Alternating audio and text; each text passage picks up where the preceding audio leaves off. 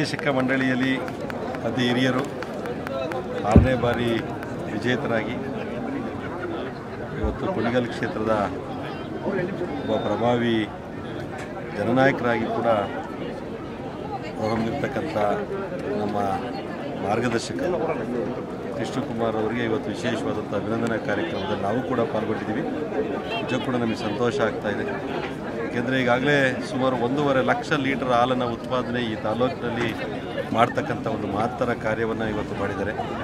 ಹಾಲು ಉತ್ಪಾದನೆ ಎಲ್ಲಿ ಜಾಸ್ತಿ ಆಗ್ತೈತೋ ಆ ತಾಲೂಕು ನಿಜಕ್ಕೂ ಕೂಡ ಅಭಿವೃದ್ಧಿ ಆಗೋದಕ್ಕೆ ಸಾಧ್ಯ ಆಗ್ತದೆ.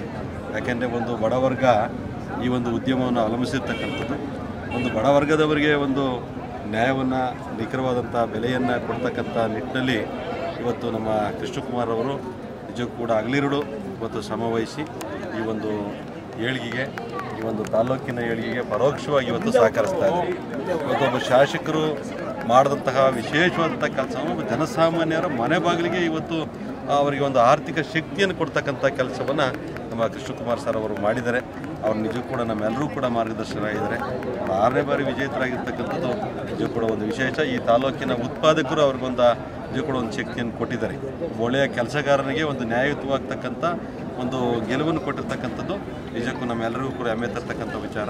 ಆ ನಿಟ್ಟಿನಲ್ಲಿ ನಾವು ಕೂಡ ಅವರಿಗೆ ಯಾವಾಗಲೂ ಕೂಡ ಸಹಕಾರಿಯಾಗಿರ್ತೀವಿ ಎಂಬ ಮಾತನ್ನು ಈ ಸಂದರ್ಭದಲ್ಲಿ ಹೇಳೋದಕ್ಕೆ ಇಷ್ಟಪಡ್ತೇವೆ.